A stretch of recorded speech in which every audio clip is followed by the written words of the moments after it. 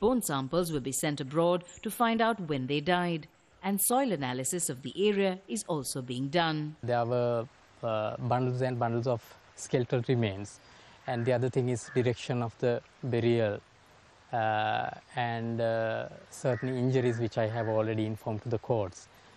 So they are unlikely to be that it's a normal burial site. Some say these are victims of a smallpox outbreak from 100 years ago, while others believe they may be those killed by a flood some years ago. But the evidence of violence points to a possible crime, that these may be victims of a violent government crackdown of a youth uprising, either in 1971 or during the late 1980s. The Marxist Party, whose members were killed during the uprisings, is calling for a speedy and proper investigation into the grave.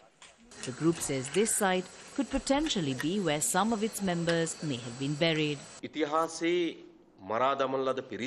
Victims murdered in the past were burnt, thrown in rivers in an attempt to get rid of the evidence.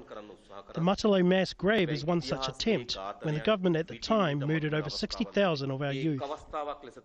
A speedy and methodical investigation into the Matale grave is important for all Sri Lankans to know the origin of one of the biggest mass graves found in their country. Vinay Fernandez, Al Jazeera, Matale, Central Sri Lanka. Basil Fernando joining us now from Hong Kong. He is the Executive Director of the Asian Human Rights Commission. Thank you for your time. It's quite something for a small country like Sri Lanka for this to happen. Where do they even start with this investigation? It could be anything, or where do you start? Well, see, the first part of the investigation, that is deciding that these were who are being killed, that it is a crime scene, has been done by the doctors. But the more difficult part is now.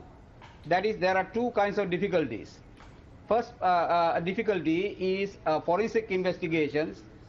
First of all, identifying the time of their death. Thereafter, identifying whose skeletons these are.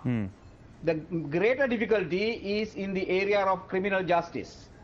Now, this will require the investigations by the police, who has to gather together the information that is already there of people who have complained of death in these areas. Already there is indication that there was a fairly large number of killings in this area. And there were camps, army camps, where this happened. Now the question is, as a habit in Sri Lanka, the investigations don't go beyond this point.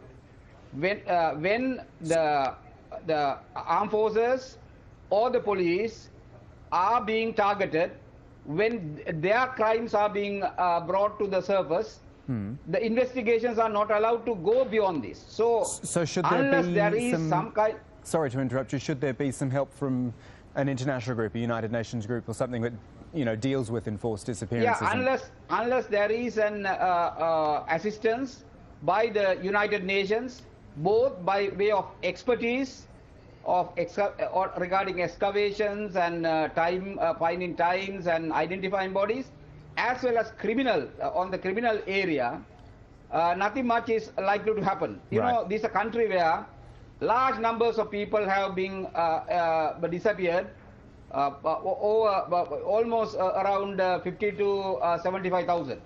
Just quickly, Basil, I've just been reading an article that you've written on this topic. I mean, how much does it surprise you that this has come out now? Or, is this issue of disappearances, things, is this something which is talked about in Sri Lanka? See, it has been talked about all the time, but authorities have paid no attention. That is a problem, because this is only one mass grave. I am sure there are many, many mass graves in Sri Lanka. Basil Fernando both joining in the us. south. Oh, thank you, Mr. Fernando. Basil Fernando from the Asian Human Rights Commission there in Hong Kong. Armenians have begun voting for a new president, but it's a bitterly fought contest. We've got the details on that one coming up. And also the thousands left red in the face in Chile.